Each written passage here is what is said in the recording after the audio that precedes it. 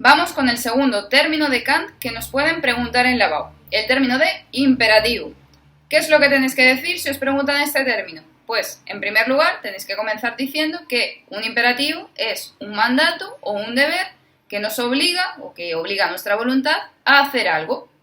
Y Kant distinguirá entre dos tipos de imperativos, los imperativos hipotéticos y los imperativos categóricos. Los imperativos hipotéticos son aquellos mandatos que dan las éticas materiales o heterónomas, que son aquellas que dictaminan la bondad de una acción en función del fin que consiguen. Los imperativos hipotéticos se expresan con la forma general debes hacer esto si quieres conseguir esto. Por ejemplo, debes ir al gimnasio si quieres tener un buen cuerpo.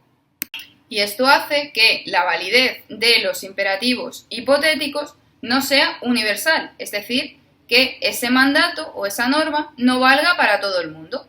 ¿Por qué? Porque basta con que una persona no quiera conseguir ese fin para que ese mandato o esa norma no sea efectiva para él.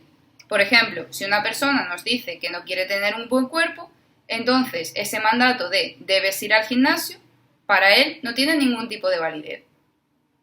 Por lo tanto, los imperativos hipotéticos son mandatos o normas condicionales, es decir, que son normas o mandatos que debemos cumplir como una condición o como un medio para conseguir ese fin que nos proponemos.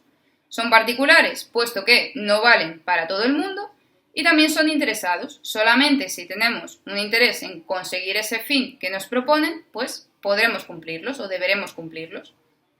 Por otra parte, los imperativos categóricos son las normas o los mandatos que nos dan las éticas formales, que es la ética que Kant defiende.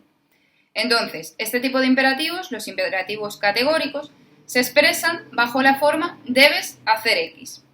Y por lo tanto, son mandatos, obligaciones o normas que nos obligan a cumplirlas sin condición alguna, sin ningún tipo de excepción y sin pretender buscar otro fin. Por eso dice Kant que solamente los imperativos categóricos pueden ser imperativos morales. ¿Por qué? Porque valen para todo el mundo, son universales.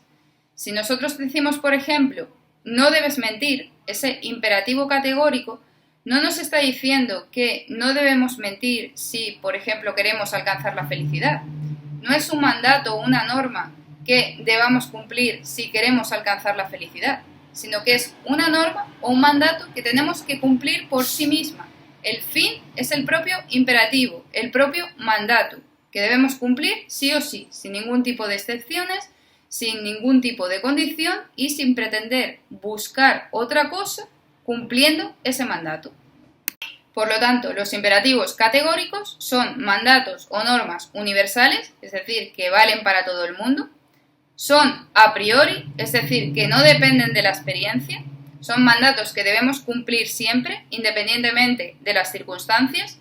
Si, por ejemplo, decimos no debes mentir, este mandato tiene que valer para todas las circunstancias.